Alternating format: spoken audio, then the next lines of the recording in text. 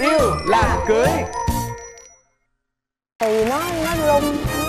Trinh tốt hết cả một hồi á. Em thay mặt đàn ông trên toàn bộ cõi đời này cảm ơn chị Tường ngày hôm nay. Không có nào nghiêm túc. Hai bạn. Hai bạn giới thiệu đi. Em xin chào chị Cát Tường và chào anh Quang Bảo. Em tên Huy, năm nay 29 tuổi. Em đang công tác ở trung tâm huấn luyện thể dục thể thao tỉnh Ninh Thuận. Còn em là Trinh, 26 tuổi. Hiện tại em đang là kỹ thuật viên xét nghiệm bệnh viện Pháp Việt. Ở thành phố Hồ Chí Minh. Dạ vâng, quận 7. Ủa, hai người yêu xa luôn nữa hả? Và Nhưng mà yêu nhau là từ khi nào? Cái lúc bắt đầu là cái như thế nào? em quen Trinh được khoảng hơn 1 năm. Em quen trên Facebook. Em thấy cô Trinh dễ thương, em có nhắn tin, em làm quen mà lâu lắm à. Làm quen một thời gian nhắn tin để mà không thấy Trinh trả lời đâu. Coi như là ngày nào cũng nhắn cho Trinh một cái tin hết hả? Tại vì lạ, làm sao mình trả lời được. Tự dưng cái nhảy vô: em ơi, cho anh làm quen nha. Anh thấy em dễ thương quá à. Làm sao mình trả lời được, tự nhiên nó sến mà nó kỳ cục gì đâu á. Mấy ngày đầu là ngày nào cũng nhắn. Xong sau đó cái hình như là em không trả lời, cái ảnh nản. Xong cái sau đó anh lại nhắn, anh này lì lắm.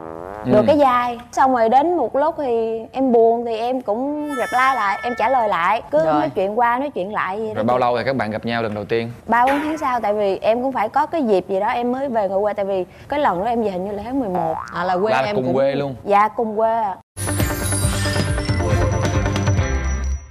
Rồi cái ấn tượng đầu tiên hai bạn gặp nhau là sao? Dạ em không có ấn tượng gì hết. Còn bạn? Còn bạn? Đa số mấy bạn gái thì nói chung là em thấy trên mạng là em nhìn hình thấy dễ thương thiệt.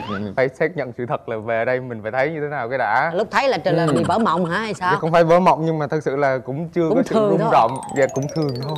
Cũng xem như là bạn bè. Mình đi ăn gì gói bò khô 5.000 dĩ rồi ăn đi tàu hũ đá vậy. Hồi đó thì em không có ăn. Quen cô này thì cô này mới chắc đi ăn vặt rồi đó. Thấy cũng vui ha. Bao nhiêu lâu sau thì bắt đầu mới là gọi là tỏ tình? Ai tỏ tình ai trước? Dạ anh này tỏ tình. Thì đến khi mà em về lần thứ 2, lần thứ 3 gì đấy thì anh này lúc đó anh mới tỏ tình với em. Rồi nhưng mà ảnh tỏ tình ghê lắm. Sao tỏ tình sao? Anh này ảnh dã man lắm. Tức là tỏ tình thì dã man. Sao rùng rợn quá vậy? Bạn có cần nhạc rùng rợn không? Tức là ảnh thường dậy xong là khoảng 9 giờ. Thì sau 9 giờ em với anh này mới bắt đầu đi chơi. Ảnh chở em ra tới cái quảng trường thì đi ra ngoài đó ngồi. Em nhớ hôm đấy trời rất là lạnh. Trời lạnh mà gió lồng lộng mà anh ngồi anh nói với em mới nói là thôi từ từ đi, tại vì cũng mới quen mà gấp quá. Anh nói gì mà em nói gấp Tức quá? là anh muốn làm bạn trai á, mà lúc đó là 10 giờ rưỡi rồi. Cái em nói thôi đi về, anh về anh ăn cơm đi chứ ở đây làm gì. Cái anh kêu là không, em chịu đi anh về. Em chịu nhận lời làm bạn gái anh đi rồi anh về. Xong rồi cái em nói thôi từ từ đi. Cái anh kêu bây giờ em không nhận lời anh không chở anh về luôn. Trời đất. Trời đất. Dạ. Cái này dã man thiệt. Là không chở em về là tính là bỏ ở đó mình đó hả hay sao? Ở đó luôn. Anh ở đó với em à. luôn. Thì thôi chịu nhưng mà để ngày mai suy nghĩ tiếp. Coi là làm quản binh. Coi như là cho chịu cho đại đi vậy đó. Em buồn ngủ mà nó lạnh nữa, em sợ lạnh lắm. Em kêu lạnh để anh ôm, nghĩ sao vậy? Vậy là lúc đó chưa ôm, là chưa được ôm luôn? Chưa, mới hình như là anh mới có chụp tay anh nắm thì đã bị em đấm rồi. Rồi tới chừng nào mới là nụ hôn đầu tiên? Mới nắm tay thôi mà đã bị anh tát rồi. Chứ mà hôn nữa tôi chắc là bị anh đá nữa thôi. Anh vừa đụng vô cái em đấm anh phát. Anh ngồi là làm lại khúc đó coi. Thì cứ ngồi ghế đá. Xong rồi ngồi, em chụp tới, em chụp cái tay như thế này giật ra dạy em phát. Cái gì? Đi cụ chỏ hả? Dạ. Em như vậy này hình như là trúng cái mặt anh hay sao? Trúng cái mặt anh. Dạ. Em có võ hả? Dạ không. Tại vì phản xạ nó vậy tự nhiên. Thí dụ người ta phản xạ thì người ta vậy chứ sao mà em vậy? Tại anh chụp cái tay em rồi.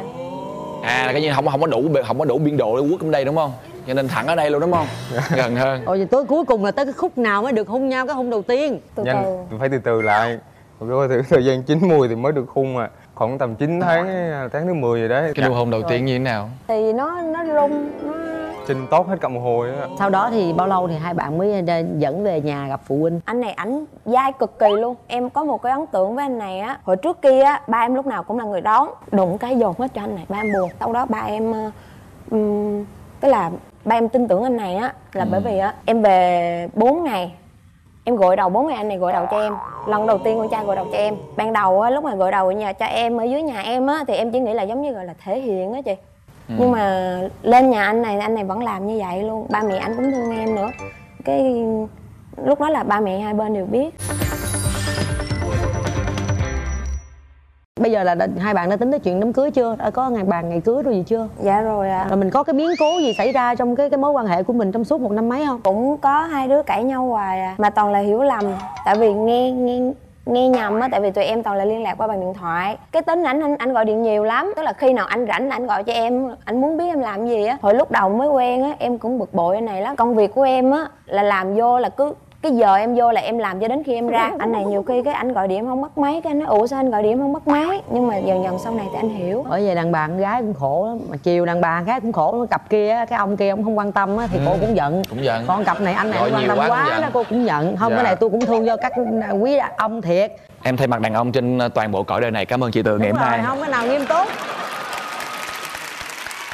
Rồi rồi bây giờ chị muốn biết là cái giai đoạn bây giờ mình tới trước chuẩn bị đám cưới rồi, hai bạn có gặp phải những khó khăn gì hay là có những cái điều gì mà hai bạn đang còn cảm thấy lo lắng hay không? Tuy rằng cái thời gian nó cũng không dài, mới có 1 năm mấy đi thôi, rất là thuận lợi là giữa gia đình đôi bên á, giữa ba mẹ bên em và ba mẹ của Trinh á thì mọi người lớn cũng ủng hộ. Nói chung là tụi em còn trẻ mà cũng còn nhiều khó khăn lắm.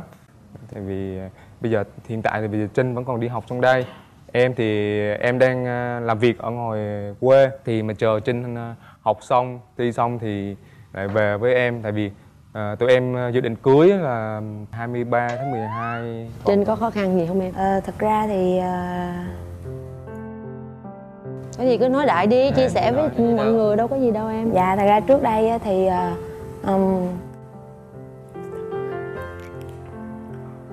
hồi trước á, là em khám á, thì có nói là em bị bệnh, là có con.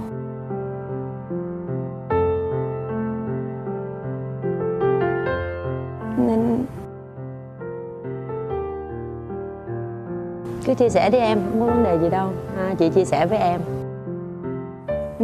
Sau đó là khi mà quen anh này á thì những cái quan tâm của ảnh á, ảnh quan tâm nhiều lắm, thì em cũng gọi là em tin tưởng ảnh á. Bác sĩ nói là còn phải lập gia đình sớm rồi, phải có con sớm, để chứ không là càng lớn tuổi thì sẽ càng khó.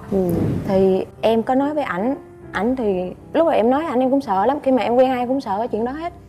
Thì với lại anh là con trưởng nữa, thì em có chia sẻ với ảnh thì anh nói là con thì trời cho mà có cái gì đâu, mà thì có gì thì từ từ thì hai đứa mình tính. Em nói với ảnh thì ảnh có xin ba mẹ cho hai đứa có em bé, nếu mà tức là hai đứa có em bé trước á, thì em cũng đồng ý cái chuyện đó. Với lại em cũng nói với ba mẹ em cũng có xin. Thì ban đầu ba mẹ em cũng buồn, mẹ em thì rầy, mẹ em thì sợ con gái mà có trước thì mất giá hay này nọ tùm lum hết. Mẹ em lo lắm, với lại họ hàng ở quê mình á, nó có nhiều cái định kiến lắm. Em á thì em nghĩ thời buổi bây giờ chuyện mà nó khó, không có con nó mới là vấn đề. Thì mẹ em nói thì giờ tụi mày lớn rồi, giờ tụi mày tự tính. Xong rồi thì mẹ em cũng cho, ba mẹ anh cũng cho. Sau đó bây giờ tụi em có rồi. Hiện giờ là đã có em bé rồi. Có em bé được rồi. bao lâu rồi em? Dạ khoảng hơn 1 tháng.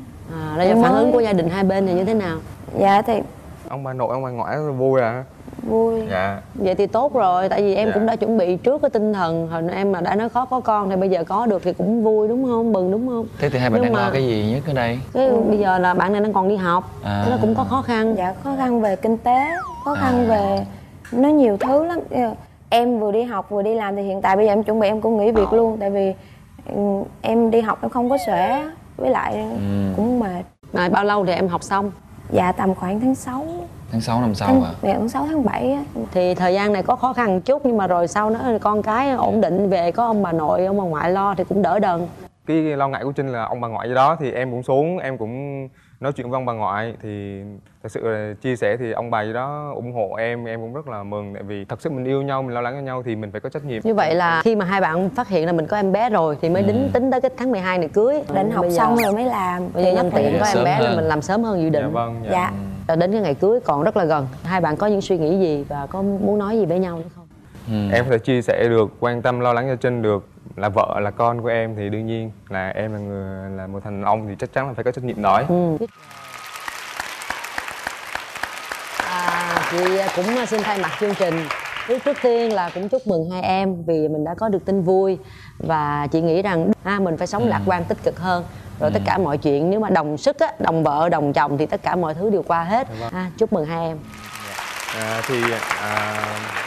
Em cũng xin phép chương trình là thông qua chương trình này cũng muốn gửi tới những lời tri ân tới ba mẹ của em, rồi ba mẹ của Trinh là những người đã sinh ra tụi em. Con xin cảm ơn ba mẹ, cảm ơn ba mẹ của Trinh. Những lời mà thật sự mà tập đáy lòng của con á, hai bên gia đình cứ yên tâm. Tụi con đã lớn rồi, tụi con quyết định được đến với nhau á, thì tụi con sẽ cố gắng làm được tất cả những gì mà tương lai ở phía trước để có một gia đình vui vẻ hạnh phúc. Con sẽ yêu thương Trinh đến suốt cuộc đời này. Đầu tiên thì con xin gửi đến lời cảm ơn đến ba mẹ Hạnh ở trên này, thương con, quan tâm đến con nhiều. Xong rồi tiếp theo là xin cảm ơn cô Út. Cô Út là em gái của em. Út lo lắm, lo từng chút. Với những người mà không phải ruột thịt đó, đó là cái người mà lo cho em, chị em đồng trang lứa mà lo cho em nhiều như vậy. Rồi cuối cùng là em muốn gửi đến ba mẹ em là mong mà ba mẹ tin tưởng vào cái sự lựa chọn của con, là đừng có lo những cái mà ba mẹ lo thì con hiểu, nhưng mà ba mẹ tin vào cái sự lựa chọn của con, với lựa chọn của con là anh Huy tin tưởng tụi con, là con mừng, là mừng. Yeah. Gia đình hai bên đã nghe được những cái lời chia sẻ của hai bạn và chắc chắn cũng sẽ đồng cảm và sẽ yêu thương hai bạn cũng như là con cái của mình. Chúc mừng hai bạn. Dạ. Yêu làm cưới.